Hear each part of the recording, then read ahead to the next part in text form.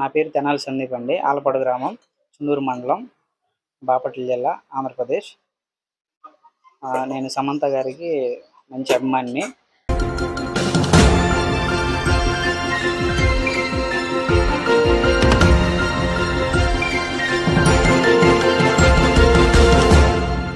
News bell network మీడియాకు స్వాగతం.